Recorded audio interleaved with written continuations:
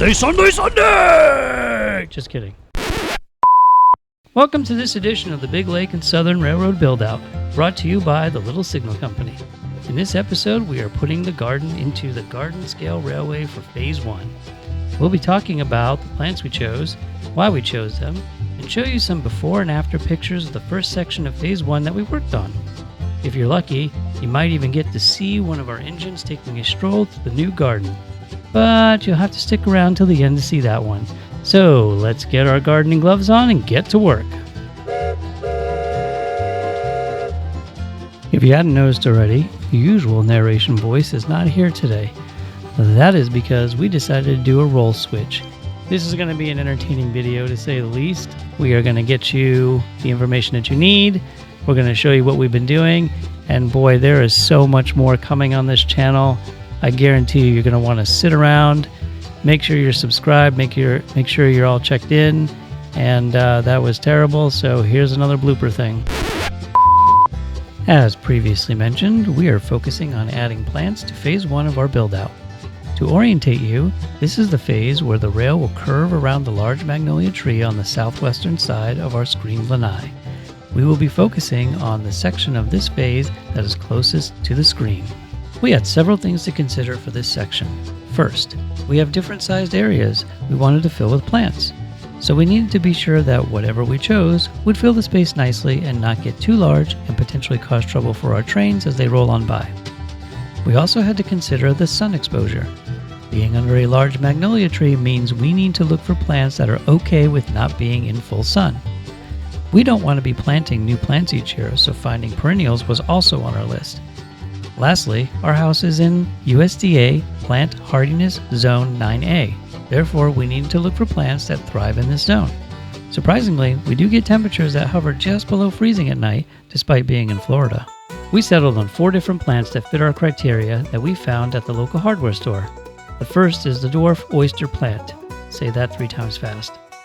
This small shrub is popular for this area as it stays small, provides good ground cover, and has beautiful green and purple leaves.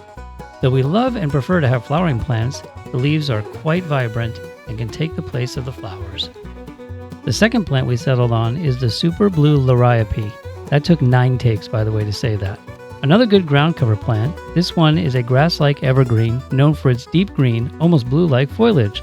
It also displays rods of purple flowers in the late summer, and flowers, which isn't too common that we know of. Speaking of which, if you are an avid gardener or simply know a thing or two about flowering plants that grow in full shade within Zone 9A, please leave a comment. We'd love to learn more from you. The third plant we chose is the tricolored ginger. Lacking flowers, we chose these tropical perennials again for those vibrant colored leaves. The leaves are variegated that come in different shades of pink, burgundy, green, and cream. They also have blush-colored undersides and the leaves curl up in the evenings. Of the 4 we chose, we are most concerned about the hardiness of this plant in our garden as this is the most sensitive of all the plants we have chosen.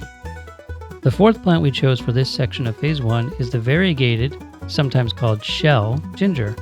As you may have guessed by its name, its leaves are variegated, striped green and yellow.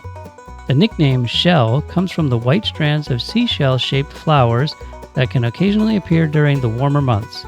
This plant is the largest plant variety we chose, and as such, we will place this in a location where it will have some room to spread out and grow. We wanted to get a quick visual, so we started by placing the plants in the general area we thought would work best. But before we put anything into the ground, we wanted to put down weed paper. In theory, this will help to keep the weeds popping up around the plants we want to grow to a minimum. We say in theory because if you've ever done gardening, you know that weeds are persistent and always seem to find a way to make an appearance. But you can't blame someone for trying, right? One by one, the plants went into their designated spots until our vision had come to fruition. Now that the plants were in, we needed to make sure that they had proper insulation to protect the roots from the occasional cold weather that comes by. Yeah, we got a bit of cold weather down here if you can believe it. Thankfully, it doesn't tend to stick around for long. We chose to cover with bark mulch as this will provide some temperature regulation, provide additional defense against weed growth, as well as help to conserve the moisture in the ground during those drier months. We found this decorative and natural bark mulch and felt it would be a good fit. We liked the more natural look of it, and it had this picture of a cute and modest bear on the packaging. What's not to love? Seriously though, it came out looking great. See for yourself.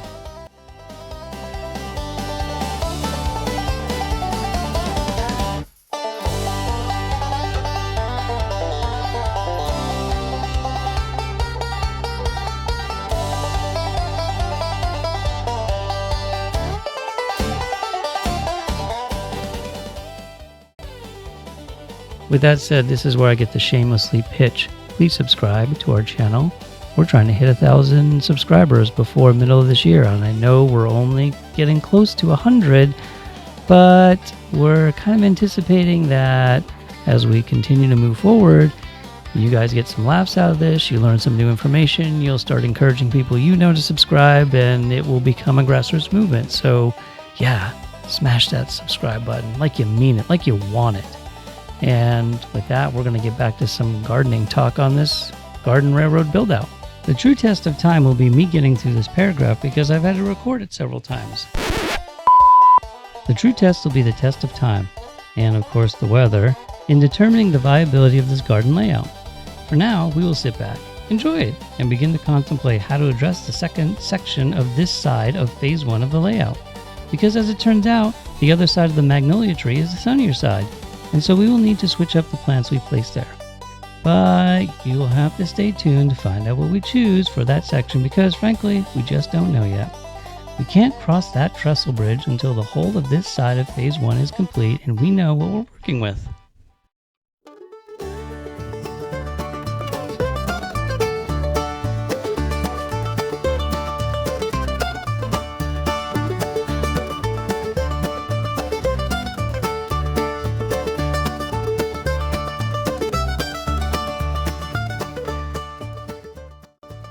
We hope you enjoyed this detour from our regularly scheduled track laying, engineering, troubleshooting, death-defying, okay, maybe not that last part, episode. So we'll be sure to share all of our gardening adventures as we go, but we will return to our train talk in our next episode. As always, if you enjoy following along on this journey with us, please be sure to like and subscribe as we mentioned before to our channel, and if there's anyone in your life that you think would enjoy following along as well, feel free to share our channel with them. We thank you for supporting this family adventure of ours, and we'll see you next time.